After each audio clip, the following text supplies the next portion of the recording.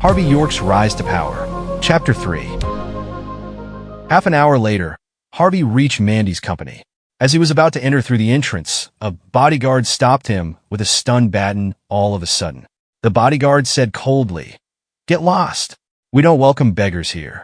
Harvey had just woken up, and he did not manage to clean himself up first.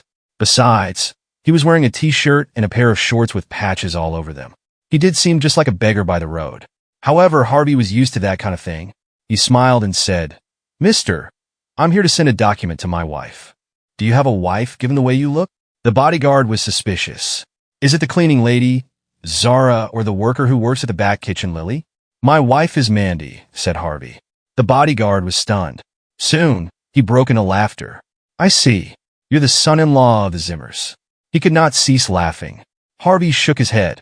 It never occurred to him that he was quite famous. "That's enough. Hand me the document." "Miss Zimmer asked me to take the document from you if you're here," said the bodyguard. "No." Harvey shook his head in determination. "My sister-in-law said that it's quite important, so I need to hand it to my wife in person. Could you please step aside?" "You." The bodyguard pointed at Harvey helplessly. "Is he crazy?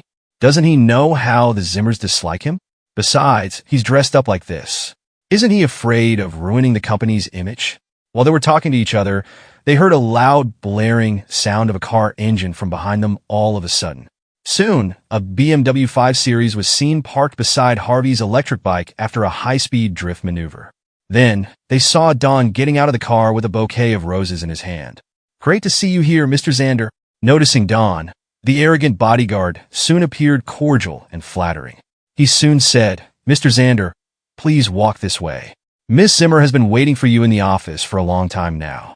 Don nodded at him. He then turned and walked into the company, without even glancing at Harvey. Harvey was about to enter the company too. However, the bodyguard raised his stun baton and blocked Harvey's way again. "What do you mean?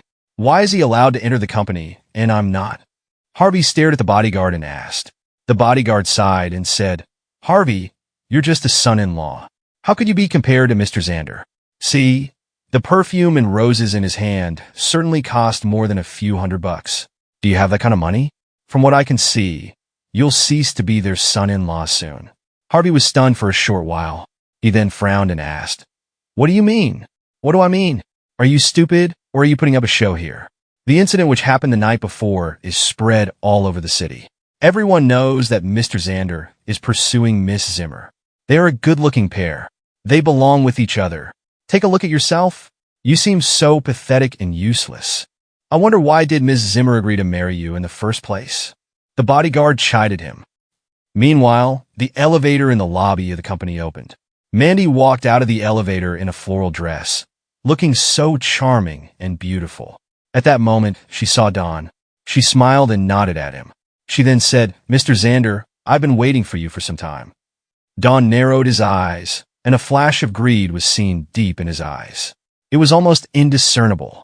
He licked his lips unconsciously and handed her the bouquet of flowers gracefully. He smiled and said, "Some people said that wonderful gifts should be given to people who deserve them.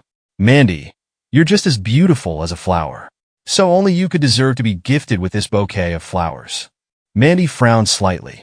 She still remembered the incident which had happened the night before. Don had proposed to her in front of everybody, and now the entire incident was known in Yumi. Now, he even pursued after her in such an outrageously daring manner. At first, Mandy was reluctant to meet Don, but her company was in dire need of some funds now, so she had no choice but to ask Don for help. Thinking about that, Mandy smiled and said, "Mr. Zander, you flatter me. I invited you over today with such cordiality because I would like to negotiate a business deal with you. How can I take gifts from you?" Don smiled happily and said, "It's not a big deal, and it doesn't mean much." "Mandy, you said that you don't want my gift. Are you thinking that it's not good enough? How about this? I'll ask somebody to send some air-flown flowers over from Prague. How about it?" "You don't have to do that. The production of roses in Prague is not good this year. I heard that the roses they grow there cost more than $1,000 per rose. It isn't worth that much." Mandy shook her head. Although she adored the roses there, she could not help but find the price unreasonable. More than $1,000 per rose. Don's eyes twitched slightly. "Certainly, I cannot present only a rose to her. I've more than 100 roses here in my hand. If I do want to give her a present, I need to have as much as this.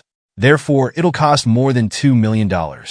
As Don thought of that, he could not help but appear slightly awkward, although he was a man who always appeared condescending in front of the others because of his wealth. However, at that moment, Harvey, who was standing outside of the lobby, got past the bodyguard and barged into the lobby all of a sudden. He snatched away the bouquet of flowers in Don's hand and threw it on the floor. "Dear, don't take things from others. If you do like roses, I'll buy it for you. It's just mere roses." Unknowingly, Harvey became quite bold. He grabbed Mandy's gentle and small hand and dragged her towards the elevator. "Harvey, let go of me. What kind of nonsense did you say?" Mandy rebuked him softly. They were currently in the lobby of the company, and it was crowded. Certainly, she could not make a fool of herself given that she was the CEO there. So she unconsciously wanted to release her hand, but it was held tightly by Harvey. "Start! Come back here!" At first, Don was feeling slightly awkward. Now, he was engulfed in deep wrath. In fact, he picked that bouquet of flowers with much care, as it cost him more than $1,000. He would certainly be outraged given that it was thrown on the floor just like that. What's more important here is that Bstard is holding my goddess's hand. I didn't even get to hold her hand yet.